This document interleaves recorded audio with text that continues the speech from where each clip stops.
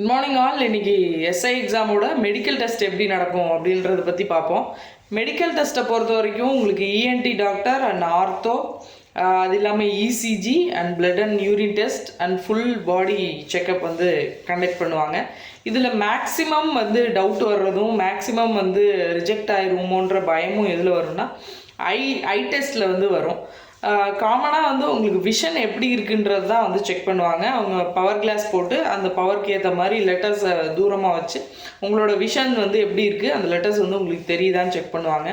Maximum surgery பண்ணவங்க கூட select ஆகுறாங்க. அவங்களோட விஷன் வந்து எந்த இஷ்யூ இல்லைன்னா அவங்க வந்து செலக்ட் ஆவாங்க. மேபி உங்களுக்கு ஏதாவது இஷ்யூஸ் இருந்துச்சுன்னா பிஃபோர் மெடிக்கல் டெஸ்ட்டே வந்து நீங்கள் அதை ரெக்டிஃபை பண்ணுங்கள், உங்கள் விஷனை வந்து சரியாக வச்சுக்கோங்க. மேக்ஸிமம் வந்து அந்தந்த கன்சர்ன் டிஸ்ட்ரிக்டோட ஜிஹெச்சில் தான் வந்து மெடிக்கல் டெஸ்ட்டை வந்து கண்டக்ட் பண்ணுவாங்க. அதனால் உங்களுக்கு ஏதாவது டவுட்ஸ் இருந்தது, உங்கள் பாடியில் வந்து டவுட்ஸ் இருந்ததுன்னா நீங்கள் பிஃபோராக போய் பார்த்துட்டு செக் பண்ணிட்டு வந்துடுங்க. இன்னொன்று, காது கேட்கும் திறனை எப்படி இது பண்ணுவாங்கன்னா, நம்ம ஏர்ஃபோன்ஸ் மாதிரி மாட்டி விட்ருவாங்க. மாட்டி விட்டு ரெண்டு காதுலையும் வந்து பீப் சவுண்டை வந்து டெசிபிள் அதிகமாக வைப்பாங்க. இப்போ அந்த டெசிபிள் அதிகமாக வைக்கும்போது எந்த சைடு கேட்டுச்சுன்னா நம்ம இந்த சைடு ஆர் இந்த சைடு எதுன்னு சொல்லுவோம். டெசிபிள் ஒவ்வொரு ஸ்டேஜ்லேயும் குறைச்சிக்கிட்டே வருவாங்க. ஃபைனல் ஸ்டேஜில் ரொம்ப கம்மியான சவுண்டு தான் கேட்கும். அது எந்த சைடு கேட்குது நம்ம கொஞ்சம் ஃபோக்கஸ்டு இல்லாமல் கவனிக்காமல் இருந்தோம்னா நமக்கு இங்கே கேட்டுச்சா இந்த பக்கம் கேட்டுச்சா அப்படின்ற மாதிரி ஒரு குழப்பம் வரும். அதனால அமைதியான இடத்துல தான் அந்த கேட்கும் திறனை வந்து செக் பண்ணுவாங்க. அதனால நீங்கள் வந்து ஃபோக்கஸ்டாக எந்த பக்கம் கேட்குதுன்றத வந்து நீங்கள் வந்து சொல்கிற மாதிரி இருக்கும்.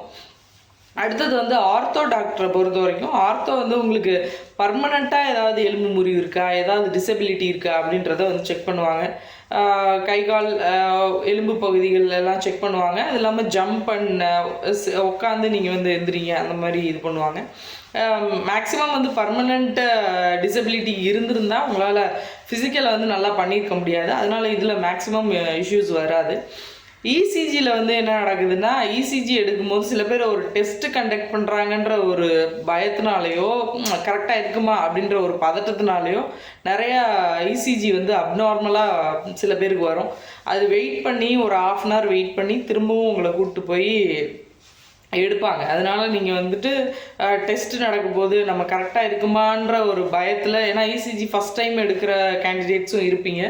அதனால் ஒரு பதட்டத்தில் வந்து அதிகமாக அப்நார்மலாக காட்டுறதுக்கு வாய்ப்பு இருக்குது. அதுக்கு பயப்பட தேவையில்ல. 1/2 hourக்கு அப்புறம் திரும்ப எடுத்து சரியாக வந்துடும்.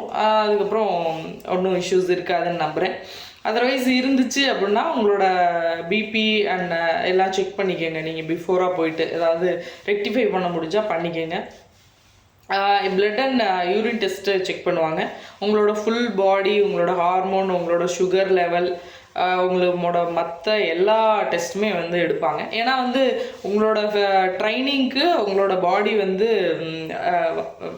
வந்து தகுதியான ஆளான்றது தான் அதோட டெஸ்ட்டு. ஏன்னா நிறையா physical activities and training, running இதெல்லாம் இருக்கும். அதனால் வந்துட்டு நீங்கள் வந்து இசிஜியோ இல்லை விஷன் இஷ்யூவோ ஏதாவது இருந்ததுன்னா உங்களால் அந்த ட்ரைனிங்கை வந்து கம்ப்ளீட் பண்ண முடியாது. இன்னொன்று அந்த டெஸ்ட்டே வந்து அதுக்காக தான். அதனால் உங்களுக்கு எனி டவுட் இருந்தாலும் நீங்கள் பிஃபோராக ஜிஹெச்சில் போயிட்டு உங்கள் பாடியை வந்து செக் பண்ணிக்கோங்க. எந்த விஷயத்தில் உங்களுக்கு டவுட்டாக இருக்குது, இதில் வந்து எனக்கு பிரச்சனை இருக்குதுன்னு உங்களுக்கு தோணுதோ அதை நீங்கள் பிஃபோராக செக் பண்ணிக்கோங்க. அது உங்களுக்கு ஒரு மோர் கான்ஃபிடென்ஸ் உங்களுக்கு வந்து கொடுக்கும். இது சம்மந்தமாக வேறு ஏதாவது டவுட்ஸ் இருந்தால் கேளுங்க. All the best. Thank you all.